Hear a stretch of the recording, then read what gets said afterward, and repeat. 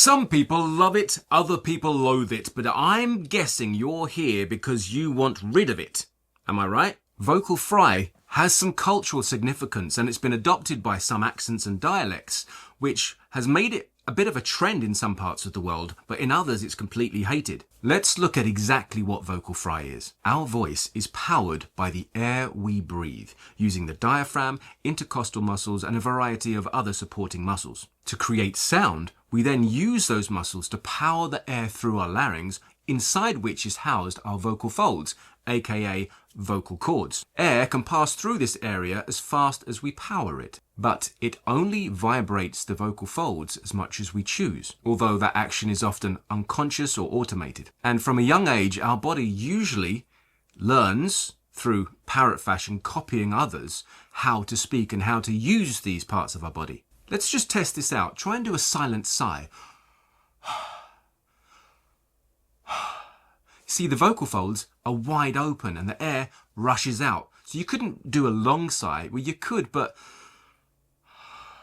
the air, if they're completely open, just escapes. But if you were to do the same thing and actually make the R sound,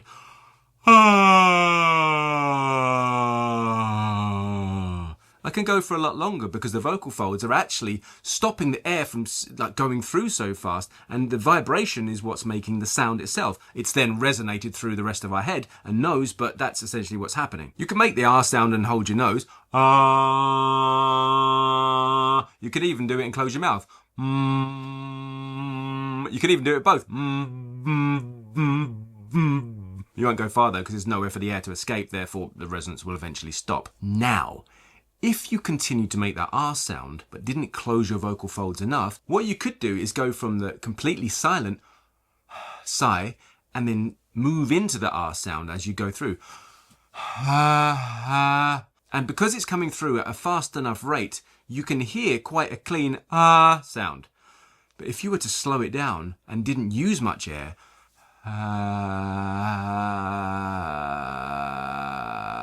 you start to hear the vibrations slow down, and therefore you can hear the beats of them. If you go really, really, really easy and use very little air, it sounds even lower and more textured. Now you can use lots of air and have the vocal folds slightly open and to create a similar sound, but it is slightly different.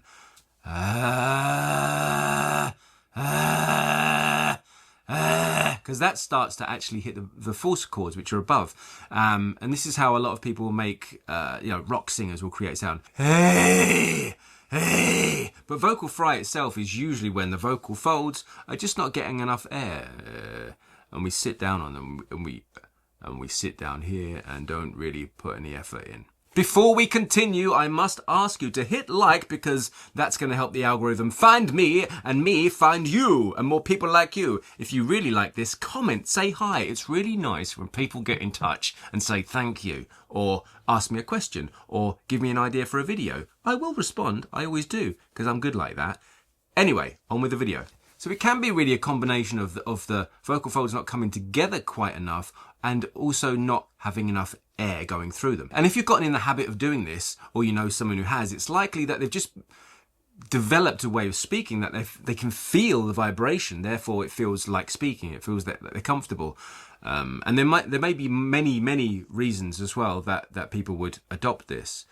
But if you could even speak a volume if you're resonating well and still get this vocal fry. For some reason I just slipped into American then, I don't know why, but I guess it's something that's more prevalent in the States. Yeah, but if I could do it in my own accent, I guess I'm just really not putting any there's not enough power, there's not enough energy, and I'm not really making the effort to send my voice forward.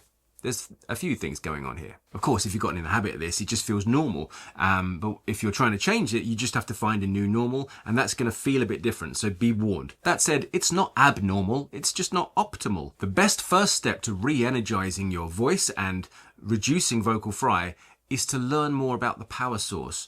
Perhaps one reason is you're not using enough air, and you're not sending it forward enough. So we're going to look at these two things. The first, try taking a deeper breath before you speak. I'm not asking you to push.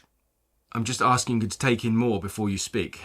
Because if I start speaking from a place where I've not really inhaled enough, there's not just enough push. And when you take enough air, you have support, because the rib muscles and the diaphragm want to push the air back out again, out of your lungs. So when you have enough air, there is more energy in your voice, and therefore you're more likely to be able to create a clearer sound. So try it again.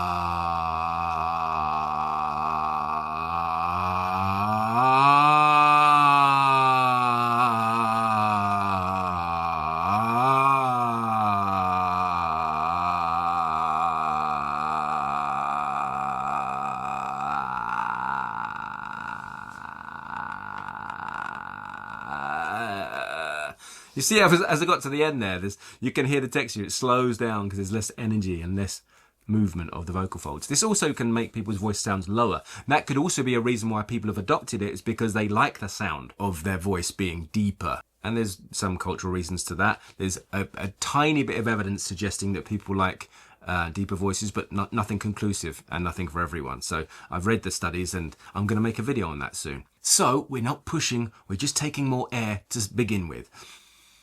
And ensuring we do ensures that we have enough vocal energy to actually create sound that is clear. Now, having enough air is one thing, but then we also want to send the air forward, more out of our mouth, because when it's here, we're kind of allowing this zone to be our main placement for air as it's sending out. We're not really like creating any volume. We don't want to push here. We're not trying to project, but we can aim to speak further out. Now, why don't we try this? Imagine that you're in this like a room that's perhaps, I don't know, 10 meters wide, and you wanted to say hey to someone who just walked in the door.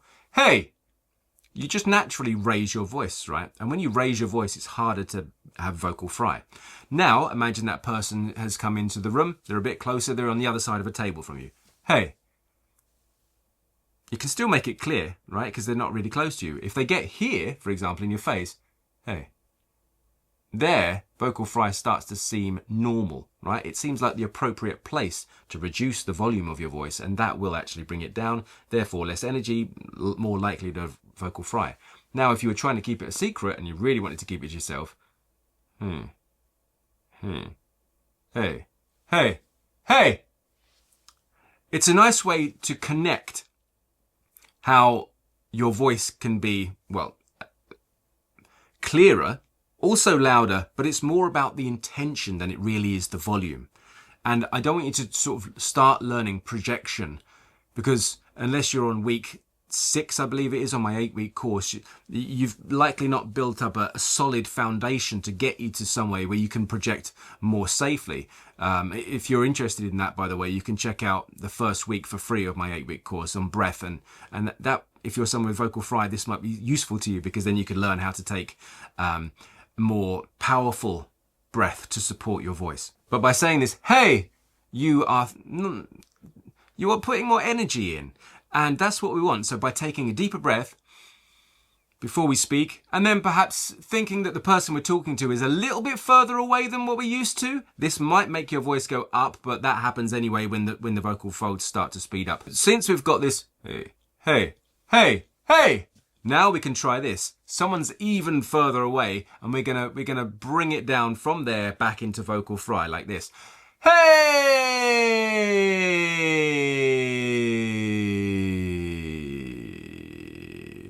I want you to have enough air still in the tank at the end that you could go back again. Try it again. Hey!